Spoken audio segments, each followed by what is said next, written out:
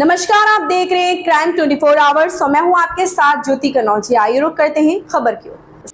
अहमदाबाद में एसओजी ने 64.790 ग्राम मेफेड्रोन के साथ एक महिला समेत कुल 2 को गिरफ्तार किया।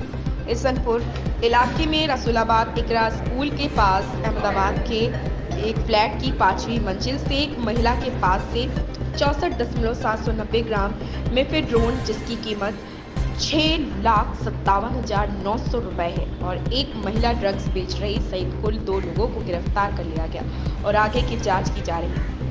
SOG crime DCP Jayraj Singh Vala ने पत्रकारों को संबोधित करते हुए बताया कि शाहीन बानू यासीन मियां सैयद नाम की महिला पिछले 1 साल से इसनपुर के अपना फ्लैट्स में खुदरा में मेफेड्रोन बेच रही थी, जिसमें उसे आमिर खान आसिफ खान पठान ने काम पर रखा था। वह शाहीन बाबू के मुताबिक रिटेल डिलीवरी भी करता था।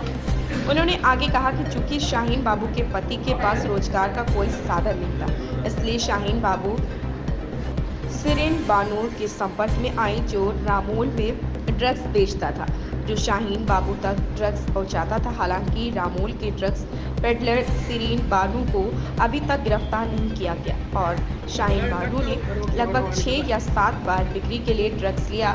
फिलहाल मुदामल के साथ 2 को गिरफ्तार किया गया और आगे की जांच जारी।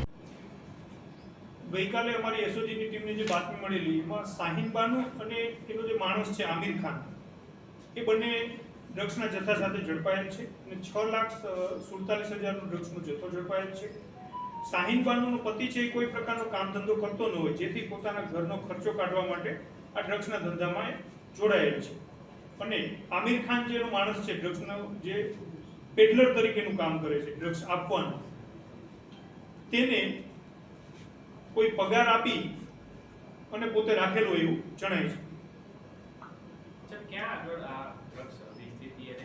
ડ્રગ્સ છે એ ઈસનપુરમાં જે પોતાનું મકાન છે, ઈસનપુર પોલીસ સ્ટેશન વિસ્તારમાં એ જે રહે છે એ અમજા ફ્લેટ છે ઇકરા સ્કૂલની બાજુમાં, ત્યાં પોતાના ઘરે જ આ ડ્રગ્સનો જથ્થો રાખી અને વેચાણ કરતી હતી અને સરીન બાનુ જે રામોલની રહેવાસી છે એની પાસેથી મેળવતી હતી અને હાલ સુધીમાં એને લગભગ 7 થી 8 વખત ડ્રગ્સનો જથ્થો મેળવો એવું પ્રાપ્તિ દૃષ્ટિએ જણાય છે।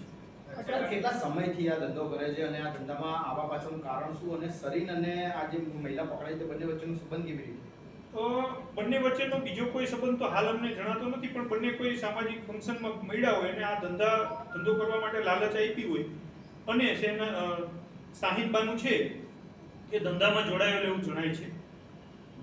બીજું એ જે છે મેઇન જે રામોલની સરીન બાનુ એનો પતિ છે એની ઉપર એસઓજી અગાઉ 2 કેસ કરેલા છે, અકબર ખાન કરીને છે ડ્રગ્સના, એટલે એનો પતિ છે એ અગાઉ 2 વખત પકડાઈ ચૂક્યો છે અને સરીન બાનુ છે એ પણ અમારા આ કેસમાં અમારે પકડવાનું બાકી છે।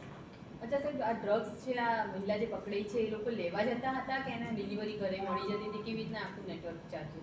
સરીન બાનુ એને એક્ટિવા ઉપર ડ્રગ્સ મોકલી આપતી હતી, જ્યારે શાહીન બાનુને જરૂર પડે ત્યારે પોતાના ઘરે જ્યાં મોકલી આપતી હતી અને એવું હાલ 7 થી 8 વખત મોકલું હોય અને ડિલિવરી થઈ હોય એવું જણાય છે। खबर में बस इतना ही। बने रहे क्राइम 24 आवर्स के साथ।